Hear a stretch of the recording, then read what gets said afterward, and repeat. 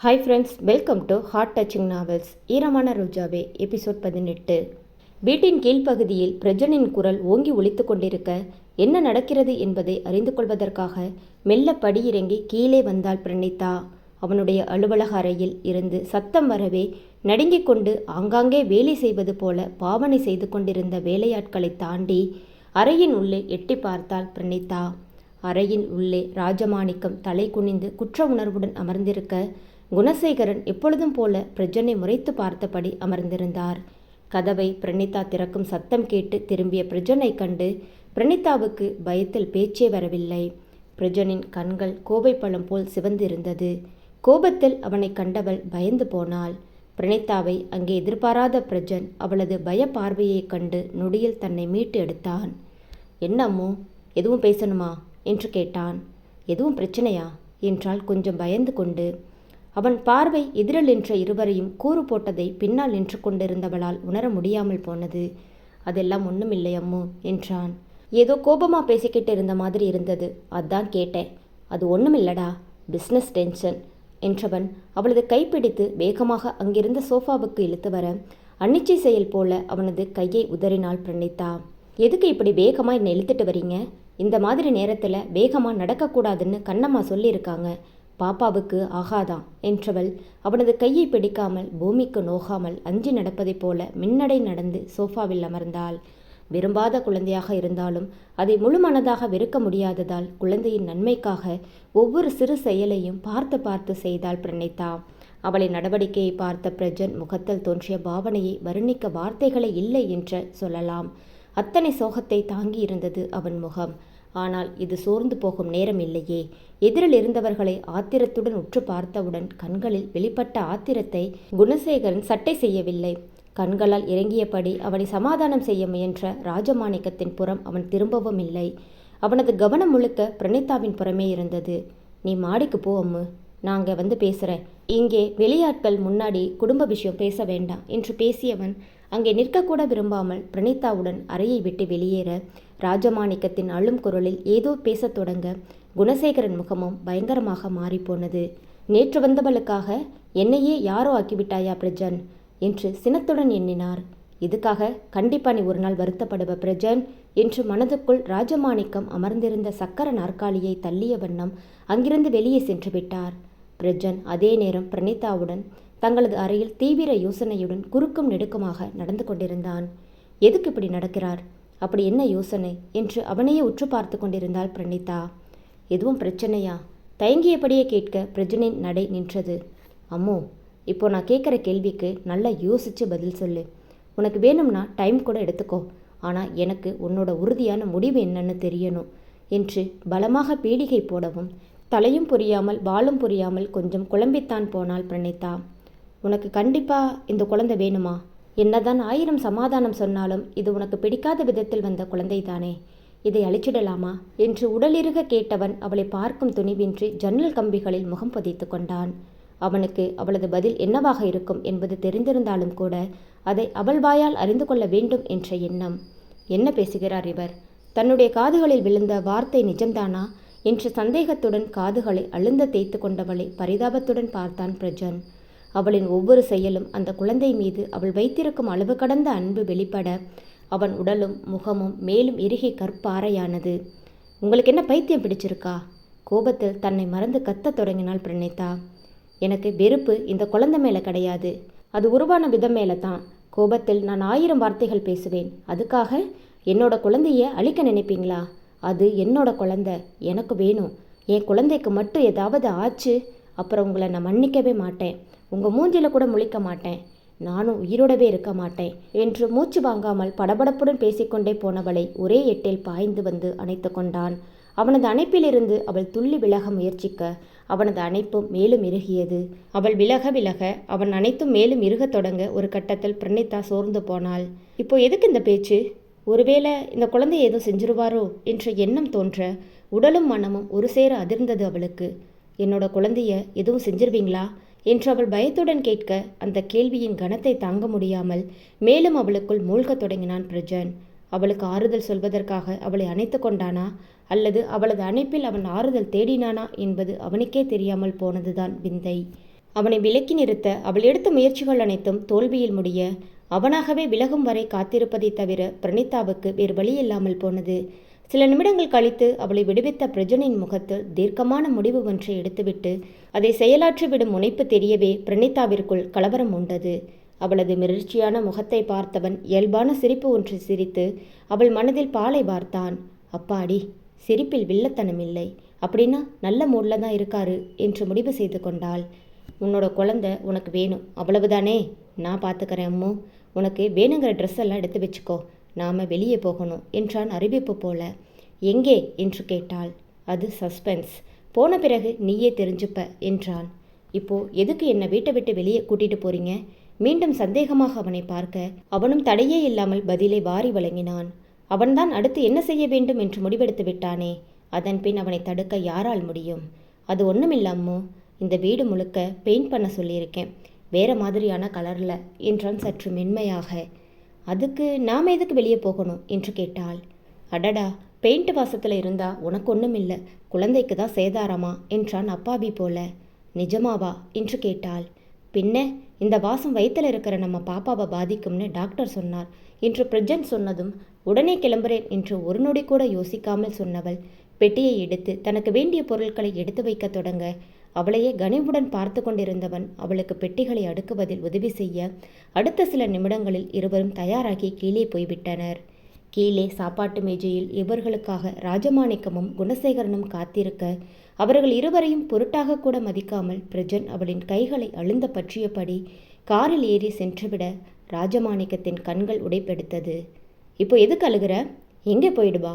நம்ம அவனோட நல்லதுக்கு தானே செய்கிறோம், அது புரிஞ்சா தன்னாலே நம்மளை தேடி வருவான் என்று குணசேகரன் கூறினார்.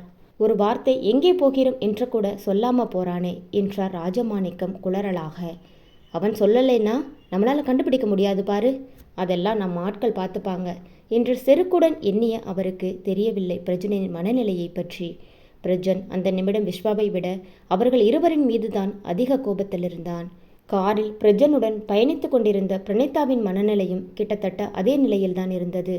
சாப்பாட்டு மேஜையில் அமர்ந்திருந்த குணசேகரனின் பார்வை தன்னை துளைப்பதை உணர்ந்திருந்தாலும் அவரிடம் நின்று பேசக்கூட விடாமல் பிரஜன் வேண்டுமென்று தன்னை இழுத்து வந்ததைப் போல இருந்தது. நாம எங்கு போறோம் என்று தாத்தா கிட்ட கூட சொல்லாம வந்துட்டோமே, தாத்தா கவலைப்படுவார் இல்லையா என்று மெதுவான குரலில் கேட்டவளுக்கு நல்ல வேளை பிரஜனின் மனதில் நினைத்து கொண்டது வெளியே தெரியாமல் போனது. அவங்களுக்கு நம்ம எங்கே இருக்கணும்னு தெரியாம இருக்கிறது தான் நல்லது என்று எண்ணியவன் வெளியே சிரித்து வைத்தான். சொல்லாம கிளம்பி வருவேனா? ஏற்கனவே அவங்க கிட்ட சொல்லிட்டாமோ என்று உண்மையை மறைத்து பேசியவனின் கண்கள் காரில் இருந்த கண்ணாடியில் பதிய மர்ம சிரிப்போ ஒன்றை உதிர்த்தவன் எதிர்பாரா நேரத்தில் சட்டென்று காரை வேகம் எடுத்து புயல் வேகத்தில் கிளப்ப எதிர்பாராமல் அவர்களின் பின்னால் வந்த கார் ஒரு இடத்தில் பிரஜனின் காரை பின்தொடர்ந்து வர சிறிது நேரத்தில் பின்தொடர்ந்த கார் முடியாமல் தேங்கிவிட பிரஜனின் முகத்தில் வெற்றி குறித்திருந்தது. நடுவில் 2 முறை காரை நிறுத்தி அவளுக்கு சாப்பாடு வாங்கி கொடுத்தவன் காரை ஓட்டிக்கொண்டு வந்து சேரும் பொழுது நேரம் கிட்டத்தட்ட நள்ளிரவை தாண்டிவிட்டது. பாதி பயணத்திலேயே பிரணீதாவை உறக்கம் சூழ்ந்து கொள்ள தன்னையும் அறியாமல் பிரஜனின் தோள்களில் சாய்ந்து உறங்கத் தொடங்கினாள். முதன் முறையாக அவளாக அவனது தோள்களில் சாய்ந்தது பிரஜனின் மனதுக்கு வார்த்தைகளில் விவரிக்க முடியாத அளவுக்கு இன்பத்தையும் நிம்மதியையும் தர ஒரு கைகளால் அவளை லேசாக அணைத்தவாறு காரை லாபகமாக ஓட்டி வரவேண்டிய இடத்திற்கு வந்து சேர்ந்தான் பிரஜன். முதலில் இறங்கி போய் வீட்டை திறந்து விளக்குகளை ஒளிரச் செய்தவன் பிரணீதாவின் உறக்கத்தை கலைக்காமல் அவளை கைகளில் ஏந்தி மெல்ல அவளை படுக்கையில் கிடத்தினான். மாசு மரவற்ற குழந்தையைப் போல உறங்கும் மனைவியை ரசித்தான். நீயே இன்னும் வளராத குழந்தைதானே அம்மு, உனக்கு குழந்தை மேல அவ்வளவு ஆசையாடி? பிடிக்காத விதத்தில் வந்திருந்தாலும் கூட உன்னால எப்படிடி அந்த குழந்தை மேல இவ்வளவு அளவுக்கு நேசத்தை காட்ட முடியுது? இவ்வளவு ஆசையோடு இருக்கிற உன்கிட்ட எப்படிடி சொல்லுவேன் நீ கர்ப்பமா இல்லைன்னு? எப்படி மனசு வந்துச்சு? தப்பு செஞ்சது எல்லாமே நான் தானேடி, ஆனால் தண்டனை மட்டும் ஏன் எப்போவும் உனக்கே கிடைக்குது என்றவனின் கண்களில் இருந்த தவிப்பை நல்ல வேளை பிரணீதா பார்க்கவில்லை. உறங்கும் அவளை அள்ளி நெஞ்சில் போட்டுக்கொண்டவன் அவளது நெற்றியில் மென்மையாக முத்தத்தை பதித்துவிட்டு உறங்கிவிட இவர்கள் இருவரும் எங்கே எப்படி சென்று மாயமானார்கள் என்ற உண்மை புரியாமல் ராஜமாணிக்கமும் குணசேகரனும் ஒரு பக்கம் குழம்பி தவிக்க விஸ்வா ஒரு பக்கம் வெறிப்பிடித்த மிருகமாக மாறிக்கொண்டிருந்தான். மறுநாள் காலை விடிய முகத்தில் சூரியனின் கதிர்கள் பட்ட பிறகு சோம்பலுடன் கண்களை திறந்து பார்த்தவள் புதிய இடத்தில் இருப்பதைக் கண்டு வேகமாக எழுந்து அமர்ந்தாள். நேற்று அவரோடு கிளம்பினோம், எப்பொழுது இந்த இடத்திற்கு வந்து சேர்ந்தோம் இது எந்த இடம் என்று அவள் யோசித்துக் கொண்டு இருக்கும் பொழுதே அரைக்கதவை திறக்கும் சத்தம் கேட்க வேகமாக திரும்பியவளின் பார்வையில் பட்ட கணவனை கண்டதும் இமைக்க மறந்து போனாள் பிரணீதா. ஏன் புருஷனா இது என்று எண்ணி வியந்தபடி ஆவென்று வாயை பிளந்து கொண்டு பார்த்தாள் பிரணீதா. எப்பொழுதும் கோட் ஷூட், அது இல்லை என்றால் முழுக்கை சட்டையுடன் அலுவலகம் செல்வதற்கு தோதான உடையிலேயே அவனை பார்த்து பழகியிருந்தாள் பிரணீதா. இன்றோ அவனது தோள்களை இறுக்கமாக கவ்விய ஒரு சாதாரணமான டிஷர்ட், முட்டியை தொடும் ஒரு ஷார்ட்ஸ், தலையில் ஒரு தலைப்பாகை, இது அனைத்துக்கும் மேலாக கையில் ஒரு காஃபி ட்ரே. அவனை வெளியெடுக்காமல் பார்த்தவளின் அருகில் பவ்யமாக வந்து நின்றான் பிரஜன். கையில் இருந்த காஃபி கப்பை அவளிடம் நீட்ட அதைவிட அதிக பவ்யத்துடன் தலையை குனிந்து குட் மார்னிங் முதலாளி அம்மா என்று நீட்ட பிரணீதாவுக்கு சிரிப்பு வந்தாலும் முகத்தை கெத்தாக வைத்துக்கொண்டு காஃபியை வாங்கி கொண்டாள் பிரணீதா. கையில் வைத்துக்கொண்டே அவனை ஆராய்ச்சி பார்வை பார்க்கவும் தானே தொடர்ந்து பேசினான் பிரஜன். சூடு ஆறி போகிறதுக்குள்ளே குடிச்சு பார்த்து எப்படி இருக்குன்னு ஒரு வார்த்தை சொல்லுங்க எஜமானி அம்மா என்று பிரஜன் சொல்லவும் ஏதோ அவனுக்காக குடிப்பது போன்ற பாவனையுடன் முகத்தை வைத்துக்கொண்டு குடித்தவளின் முகம் மலர்ந்தது ருசியால். சூப்பரா இருக்கு, யார் போட்டது என்று கேட்க நான் தான் என்று கூறினான். நீங்களா? ஏன் இங்கே சமையலுக்கு யாரும் இல்லையா என்றால் கேள்வியாக. இங்கே உனக்கு எல்லாமும் நான் தான், சமையல்காரன், டிரைவர், வாட்ச்மேன் எல்லாமே ஐயாதான் என்றவனின் முகத்தில் கடுகளவு கூட அதை எண்ணி வருத்தமில்லாததால் நிதானமாக வீட்டை கண்களால் அளவிட்டாள். ஆடம்பரமில்லாத எளிமையான வீடு. அவள் இருப்பது மாடியில் என்பது வெளியே தெரிந்த காட்சிகளை வைத்து உணர முடிந்தது. பெரும்பாலும் மூங்கிலை பயன்படுத்தியிருந்தார்கள். ஜன்னல், கதவு என்று எல்லாமே மூங்கிலால் அழகுற அமைக்கப்பட்டிருந்தது. மெல்ல படுக்கையில் இருந்து எழுந்தவள் காஃபியை பருகியவாறு ஜன்னலின் அருகில் சென்று வேடிக்கை பார்க்க தொடங்கியவள் மெய்மறந்து போனாள். அவள் இருந்த வீடு ஆற்றின் மேலே அமர்ந்திருந்தது. ஆர்வம் தாங்க முடியாமல் அறையை விட்டு வெளியே வந்து பால்கனியில் நின்று பார்த்த அவளின் புருவங்கள் ஆச்சரியத்தில் உயர்ந்தது. ஆற்றின் நடுவே அமைக்கப்பட்டிருந்தது அந்த வீடு. பெரியதாக ஒரு மலை. மலையின் உச்சியில் வெள்ளி கம்பிகளால் வண்ணம் திட்டியது போல அருவி வழிந்தோடி கொண்டிருக்க அந்த காட்சியை பார்க்க தெவிட்டவில்லை அவளுக்கு. பிடிச்சிருக்கா? காதோரம் கேட்ட கணவனின் கிசுகிசுப்பான குரலில் விதித்து போய் கொஞ்சம் படபடக்க வேகமாக 2 அடி பின்னோக்கி நகர்ந்து நின்றாள் பிரணீதா. இது சரியில்லையே அம்மோ என்றான் லேசாக தலையை சாய்த்து. எது என்று கேட்டவளை பார்த்து, இப்படி நீ தள்ளி போறது. என்னோட குழந்தைய சுமக்கிறவளுக்கு நான் பக்கத்தில் வந்தா என்னவா என்று அவன் நியாயம் கேட்ட விதத்தில் பிரணீதாவின் முகம் அந்திவானமானது. அவளது வெட்கத்தை ரசித்தபடியே மெல்ல அவளை நெருங்கி வந்தவன் மென்மையாக அவளின் நெற்றியில் முத்தத்தை பதித்தான். ஒருமுறை மாமான்னு சொல்ல. வழக்கமாக அவன் கண்களில் தேங்கி நிற்கும் அதே எதிர்பார்ப்பு. மறுப்பாக தலையை அசைத்தவள் மெல்ல அவனிடமிருந்து விலக முற்பட ஒரு பெருமூச்சுடன் அவளிடமிருந்து விலகினான் பிரஜன். சரி வா, குளிச்சுட்டு வரலாம் என்று அவளை நோக்கி கையை நீட்ட அவள் திருதிருவென விழித்தாள். என்ன, வா ஒன்னா போகலாம்னு சொல்ற மாதிரி கூப்பிடுறாரு. ஒருவேளை ஒன்றாக குளிக்கணும்னு சொல்லிவிடுவாரோ என்ற ஏடாகூடமான எண்ணம் மனதில் தோன்ற அதே திகிலுடன் அவனை நிமிர்ந்து பார்த்தாள் பிரணீதா. அவளது பார்வையின் பொருளை உணர்ந்து கொண்டவன் உல்லாச மனநிலையோடு செல்மிச பார்வை ஒன்றை அவள் பக்கம் வீசவும் தயங்கவில்லை. சட்டென்று பார்வையை வேறுபுறம் திருப்பியவள் பொறுமையாக காஃபியை குடித்து முடிக்க அவளின் கைப்பிடித்து தானே அவளை அழைத்துச் சென்றான் பிரஜன். ஆற்றில் தண்ணீர் அதிக ஆழமில்லை. அதை கடந்து மறுபுறமும் அவளை அழைத்துச் சென்றவன் மரங்கள் அடர்ந்த பகுதியில் ஒற்றையடி பாதையில் அவளை கைப்பற்றி பத்திரமாக அழைத்துச் சென்றான் பிரஜன். சுற்றுப்புறத்தை ஆர்வத்துடன் ரசித்து கொண்டே வந்தவள் மேனியில் சில்லென்று நீர் தெறிக்கவும் பார்வையை சுழற்றி அவளின் கண்களில் பட்டது சின்னஞ்சிறிய அருவி ஒன்று. வீட்டிலிருந்து பார்த்தோமே, அது பெரிய அருவி. இது அதைவிட ரொம்ப சின்னது. பெரிய அருவிக்கு இன்னொரு நாள் கூட்டிட்டு போறேன். அங்கே போக இன்னும் கொஞ்சம் தூரம் உள்ள போகணும். இன்னைக்கு இங்கேயே குளி என்றவன் அவளின் பதிலை எதிர்பாராமல் சட்டையை கலற்றிவிட்டு குளிக்க ஆயத்தமாக அவனது செய்கையில் வெட்கம் கொண்டவள் வேகமாக திரும்பி நின்று கொள்ள அவளது வெட்கத்தை உள்ளூர ரசித்தபடி அருவிக்குள் ஆட்டம் போடத் தொடங்கினான் பிரஜன் தண்ணீருக்குள் ஆட்டம் போட்டு கொண்டிருக்க எப்படி அவனை வைத்துக்கொண்டு குளிப்பது என்று தெரியாமல் திருதிருவென முழித்தபடி அங்கேயே தேங்கி நின்றாள் பிரணீதா. ஹே அம்மு, எவ்வளவு நேரம் அப்படியே நிற்ப? குளிக்கலையா? நேரம் ஆகுது பாரு, சீக்கிரம் குளிச்சுட்டு வா என்றான். நீங்கள் குளிச்சுட்டு வீட்டுக்கு போங்க, நான் பின்னாடியே வரேன் என்றாள் பார்வையை எங்கோ பதித்து. நான் கிளம்பி போயிட்டா வீட்டுக்கு வர வழி உனக்கு தெரியுமா என்று அவன் திருப்பி கேட்க வழி தெரியாததால் திருதிருவென விழித்தாள். இதோ பாரம்மு, இங்கே இருக்கிற வர இப்படித்தான் குளிச்சாகணும். ரொம்ப யோசிக்காம சீக்கிரம் குளிச்சுட்டு கிளம்பு என்றவன் கரை ஏறி துண்டினால் உடலை துடைக்கத் தொடங்க அவன் பார்த்து விடுவானோ என்ற பதட்டத்திலேயே அருவியில் இறங்கியவள் உடையை களையாமல் அப்படியே நீருக்கடியில் நிற்க அவளது செய்கையை ஒருபுறம் எண்ணி அவனுக்கு சிரிப்பும் ஒருபுறம் கோபமும் வந்தது. இந்த விஷயத்தில் இனி பொறுமையாக இருந்தால் வேலைக்காகாது என்று எண்ணியவன் இருந்த இடத்திலிருந்து அவளை ஆழ்ந்து ஒரு பார்வை பார்த்து வைத்தான்.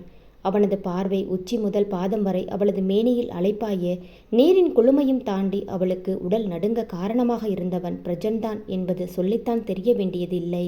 மாற்றுடை மாற்றாமல் ஈர உடையுடன் மீண்டும் அருவிக்குள் நுழைந்தவன் அதிர்ச்சியுடன் முட்டைக்கண்ணை விரித்து அவள் பார்த்து கொண்டே இருக்கும் பொழுதே அவளை நெருங்கினான். இப்படித்தான் குளிப்பாங்களா? உன்னைத்தான் கேட்குறேன்.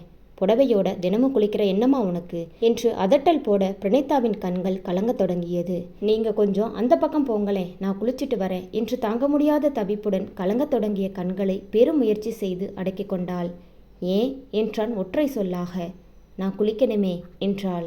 அதுக்கு நான் எதுக்கு போகணும் என்று அவன் நியாயம் கேட்ட விதத்தில் அவள் பதில் சொல்ல தெரியாமல் விழிக்க அழுத்தமான காலடியுடன் அவளை நெருங்கினான். அவளது தாடையை அழுந்த பற்றினான். நான் உன்னோட புருஷன் பிரணீதா, அது உனக்கு ஞாபகம் இருக்கா? சொல்லுடி. எனக்கு தெரியாமல் மறைக்க உன்கிட்ட எந்த ரகசியமும் இல்லை, எல்லாமே எனக்கு தெரிஞ்சது தான் என்றான் அழுத்தம் திருத்தமாக. எதுக்கு இப்படி தவிக்கிற பிரணீதா? எதை நான் பார்க்கக்கூடாதுன்னு இப்படி துடிக்கிற? உன்னோட முதுகில் ஒரே வரிசையில் இருக்கிற மாதிரி இரட்டை மச்சம் இருக்கு, அதை நான் பார்த்துடுவேன், பயப்படுறியா என்று கூறவும் அவனது வாயை தன்னுடைய மலர்கரங்களால் அடைத்திருந்தாள் பிரணீதா. போதுமே ப்ளீஸ் என்று தவிப்புடன் அவள் பார்வையில் அலைப்பாய அவள் கன்னங்களை ஏந்தியவன் கண்ணோடு கண் கலந்தவாறு பேசத் தொடங்கினான். இல்லம்மோ, ஏற்கனவே ரொம்ப நாள் நான் அமைதியாக இருந்துட்டேன், அதனால தான் உனக்கு இப்படியெல்லாம் தோணுது. என்னோட தப்பையெல்லாம் இனி நான் சரி செய்ய போகிறேன் என்று அவனது அறிவிப்பில் அவளது இதயம் தடதடத்து ஓடும் ரயில் வண்டியானது. நான் இங்கே தான் உன்னை பார்த்தபடி இருக்க போகிறேன், ஒழுங்கா குளிச்சுட்டு வந்து சேரு என்றவனின் குரலில் இருந்த அதிகார தோரணை அவன் பார்வையில் இல்லை. மாறாக தனக்கு மிகவும் பிடித்த தின்பண்டத்தை எப்பொழுது ருசிக்கலாம் என்று காத்து கிடக்கும் குழந்தையின் ஆர்வத்தையும் தேடலையும் கண்களில் காட்டியவன் கொஞ்சமும் மனம் இறங்காமல் அங்கேயே அவளை பார்க்க தோதுவாக இருந்த குன்றின் மீது ஏறி தோரணையாக அமர்ந்து கொண்டான். அங்கிருந்தபடியே அவளிடம் பேச்சு கொடுக்கவும் அவன் தவறவில்லை. ஏமோ, இந்த இடத்துல எல்லாம் பெண்கள் பாவாடை கட்டி குளிப்பாங்களே, அந்த மாதிரி சீன் எல்லாம் இங்கே நடக்காதா என்றான் விஷமத்தனமாக. அவனது பேச்சுக்கள் அனைத்தும் அவளுக்குள் ஏதேதோ மாயம் செய்ய முடிந்தவரை அவனுக்கு தெரியாதபடி உடலை அருவியில் அணைத்து கொண்டவள் வேறு வழியின்றி பாவாடையை நெஞ்சு வரை ஏற்றி கட்டிக்கொண்டு அவசர அவசரமாக குளித்து முடித்தாள். ஈர ட்ரெஸ்ஸோடு அவர் முன்னாடி நிற்பதா வெட்கம் பீறிட்டு நின்றது அவளை. புடவையை எடுத்து தோளில் போட்டு உடல் முழுக்க சுற்றி கொண்டவள் எதிரில் அமர்ந்து கொண்டு பார்வைகளாகிய தன்னை பரிசுக்கும் பிரஜனின் பார்வையை சந்திக்கும் தைரியமில்லாமல் அவன் முன்னால் நடக்கத் தொடங்க 2 எட்டில் அவளை அணுகியவன் அவளது தோலை சுற்றியிருந்த ஈரப்புடவையை எடுத்துவிட்டு அதற்கு பதிலாக காய்ந்த டவலை அவளுக்கு பொருத்தி விட்டான். வேகமாக நட, ரொம்ப நேரம் ஈரத்தில் இருந்தால் நல்லதில்லை என்றவன் அவளது புடவையை பிழிந்து கையில் எடுத்துக்கொண்டு தன்னிடம் இருந்த மற்றொரு துண்டால் அவளது தலையில் ஈரம் போவதற்கு கட்டிவிட்டு அவள் கைகளை பிடித்து வேகமாக நடக்கத் தொடங்கினான். வீடு வந்த பிறகும் கூட அவன் முகம் பார்க்க முடியாமல் அவள் அறைக்குள் பதுங்கிவிட சில நிமிடங்கள் இடைவெளிக்குள் மீண்டும் அவள் முன் பிரசன்னமானான் பிரஜன். டிஃபன் ரெடி மேடம், சூடா இருக்கும் பொழுதே சாப்பிடலாம் வாங்க என்றவன் அவளை கைப்பற்றி கீழே அழைத்துச் செல்ல மூங்கில் செய்யப்பட்ட டேபிளில் உணவு அவளுக்காக காத்து கொண்டிருந்தது. எப்பொழுதும் பிரஜன் வீட்டில் இருப்பது போன்ற வகை வகையான உணவுகள் இல்லை, சப்பாத்தியும் குருமாவும் மட்டும்தான். ஒரு தட்டை மட்டும் எடுத்து வைத்து அவளுக்கு ஊட்டிவிட்டு தனக்கு அவளை ஊட்டிவிட வைத்து ஒரு வழியாக காலை டிஃபனை உண்டு முடித்தார்கள். பிரஜனை விட்டு தள்ளி ஓடுவதிலேயே அவள் குறியாக இருக்க எந்நேரமும் பசை ஒட்டுவது போல அவளை ஒட்டிக்கொண்டே பிரஜன் சுற்றினான். அவனது அருகில் இல்லாமல் அவள் விலகி போனாலும் கூட அவன் விடுவதில்லை. இதற்கு அவனது ஆவேசம் இருந்த அணைப்புகளை மேல் என்று அவளுக்கு தோன்றும் அளவுக்கு இருந்தது அவனது பார்வைகள். இங்கே வந்ததிலிருந்து அவர் சரியில்லை, ஆளும் சரியில்லை, பேச்சும் சரியில்லை. பார்வை அப்பப்பா, என்ன மாதிரியான பார்வை! அது ஆளை தின்னும் பார்வை. ஊரிலிருந்து பொழுது கூட அவர் இப்படி அழுச்சாட்டியம் செய்ததில்லை. இங்கே வந்ததும் ஓவரா சேட்டை செய்கிறார். சீக்கிரமே இங்கிருந்து கிளம்பிடணும் என்று அவள் எண்ணியதற்கு காரணம் இல்லாமல் இல்லை. இன்றைய நாள் விடிந்ததிலிருந்து அவள் பார்க்கும் கணவன் அவளுக்கு புதிதாக தெரிந்தான். அவன் காட்டும் நெருக்கம் புதிது, அவன் கண்கள் பேசும் பாசை புதிது, உரிமையான வேட்கை நிறைந்த அவன் பார்வை புதிது. அவளை அள்ளி அணைக்க அவன் ஆவல் காட்டும் அவனது கரங்களின் முரட்டுத்தனம் புதிது. 2 பேரும் சேர்ந்தே சமைக்கலாம் என்று கூறி அவளை அவ்வப்போது சீண்டி சிவக்க வைத்து கொண்டே சமையலை முடித்தான். 1/2 மணி நேரத்தில் முடிய வேண்டிய சமையல் அவனது சேட்டைகளால் 2 மணி நேரமாக மாறிப்போனது. பிரணீதாவின் உள்ளம் நேரம் கூட தடுமாறத் தொடங்கியது. கணவனின் அன்பிலும் ஆசையிலும் காதலிலும் தாபத்திலும் தன்னை மறந்து சின்ன பின்னமாகி கொண்டிருந்தாள் பிரணீதா. பகலில் நேரம் போவதே தெரியாமல் அவன் பார்த்து கொள்ள மெல்ல மெல்ல மாலை மயங்கி வீடு முழுவதும் இருள் பரவத் தொடங்கியது. வீடு முழுக்க மெழுகுவர்த்திகளால் அலங்கரிக்கப்பட்டிருந்தது. மதியம் செய்த சமையலையே இரவுக்கும் இருவரும் சாப்பிட்டு கொள்ள மாடியில் உள்ள படுக்கை அறைக்கு செல்ல பயந்து கொண்டு கிச்சனிலேயே தேங்கி நின்று விட்டாள் பிரணீதா. அவள் அப்படி நின்றுவிட்டால் அவன் விட்டுவிடுவானா என்ன? அவளை தேடி வந்தவன் அவள் கரங்களில் ஒரு கவரை நீட்டினான். இதை கட்டிக்கிட்டு சீக்கிரமா மாடிக்கு வா என்றவனின் பார்வை அவள் மேனியில் அழுத்தமாக பதிய தயங்கி தயங்கி கவரை வாங்கி கொண்டாள் பிரணீதா. ரொம்ப நேரம் காக்க வைக்காதே என்று செல்லமாக விரல் உயர்த்தி மிரட்டியவன் அவசர முத்தம் ஒன்றை கொடுத்துவிட்டு மாடி ஏறி சென்றுவிட பிரணீதாவின் உடல் வெளிப்படையாகவே நடுங்கத் தொடங்கியது. நடுங்கும் கரங்களால் மெல்ல கவரை பிரித்து பார்த்தாள். மஞ்சள் வண்ணத்தில் அழகான புடவை ஒன்று அவளுக்காகவே நெய்ததை போலவே இருந்தது. புடவையை கட்டிக்கொண்டு தேவதையை மிஞ்சும் எழிலுடன் மாடிக்கு அடிமேல் அடி வைத்து நடந்து சென்றாள் பிரணீதா. மேலே அவளுக்காக காத்திருப்பது அவளின் கணவன். இப்பொழுது அவனது தேவை என்ன என்பது அவளுக்கு நன்றாக தெரிந்தது. அவனது தேவையை தன்னால் தீர்க்க முடியுமா முடியாதா என்ற குழப்பம் அவளை தெளிவாக ஆட்டுவிக்கத் தொடங்க மத்தளமாய் அடிக்கத் தொடங்கிய இதயத்துடன் அறையை சென்று சேர்ந்தாள் பிரணீதா. இக்காதல் கதை தொடரும். இக்காதல் கதை உங்களுக்கு பிடித்திருந்தால் மறக்காம வீடியோவுக்கு லைக் அண்ட் சப்ஸ்கிரைப் பண்ணுங்கள். லைக் பண்ணும்போது ஹைப் அப்படிங்கிற ஆப்ஷனை கிளிக் பண்ணி உங்கள் ஸ்டார்ஸை கொடுங்க. Thank you friends.